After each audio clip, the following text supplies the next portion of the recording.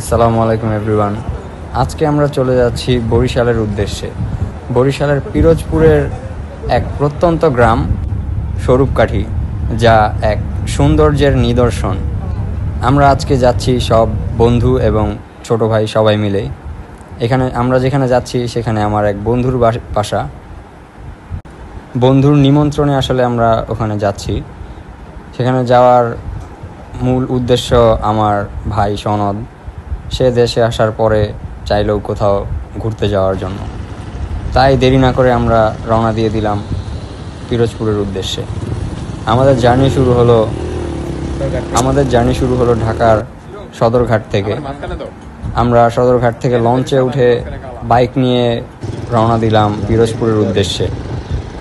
আজকে যাওয়ার পথে আমরা দেখলাম একটি সুন্দর মসজিদ আর সুন্দর দৃশ্য, যা আমাদের চোখকে জুড়িয়ে দিল। এত সুন্দর দৃশ্য আমি আমার জীবনে বাংলাদেশে হয়তো খুব কমই দেখেছি। প্রকৃত গ্রামীণ পরিবেশের ছোঁয়া। আমরা যারা শহরে থাকি তারা গ্রামের ছোঁয়া খুব কমই উপভোগ করি।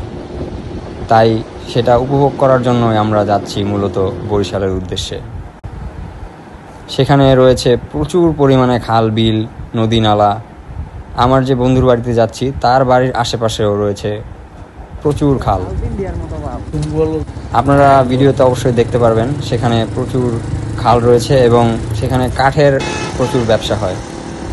বন্ধুর বাড়ি একটা দ্বীপের মধ্যে, সেখানে আপনি যেতে চাইলে একটা ফেরি অবশ্যই পার করতে হবে, অথবা ট্রলারের মাধ্যমে আপনার বাইক নিয়ে যেতে হলে সেটা পার করাতে হবে। আর যদি আপনি গাড়ি নিয়ে যেতে চান তাহলে আপনাকে ফেরি অবশ্যই পার করতে হবে। যদিও গাড়ি নেওয়ার তেমন সুবিধাজনক রোড আমি দেখিনি, আমরা পার হয়েছি ট্রলারের মাধ্যমে। ফেরি আসতে অনেক দেরি হচ্ছিল, তাই আমরা ট্রলারের মাধ্যমে পাড়ি দিলাম।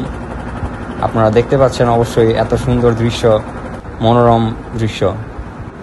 ট্রলারে করে আমরা নদী পার হলাম। নদী পার হওয়ার পরে বন্ধুর বাড়িতে যাওয়ার জন্য বন্ধুর অপেক্ষা করতে সবাই দাঁড়িয়েছিলাম বাজারে। সেই বাজার থেকে সকালের নাস্তাটা সেরে নিলাম সবাই একসাথেই। এখন বন্ধুকে নিয়ে আমরা রওনা দিলাম তার বাড়ির উদ্দেশ্যে। সে আমাদেরকে রিসিভ করতে চলে এসেছিল। আপনারা দেখতে পাবেন সেই মাটির রাস্তায় করে আমরা যাচ্ছিলাম। রাস্তাগুলো অনেক সুন্দর ছিল, যদিও কিছু রাস্তা একটু কোমর বাঁকানোর মতোই ছিল। কি সুন্দর গ্রামীণ পরিবেশ, কৃষক ধান বুনছে। আমরা দুই ধারে কৃষি জমির মাঝখান দিয়ে রাস্তায় চলে গেলাম বন্ধুর বাড়িতে।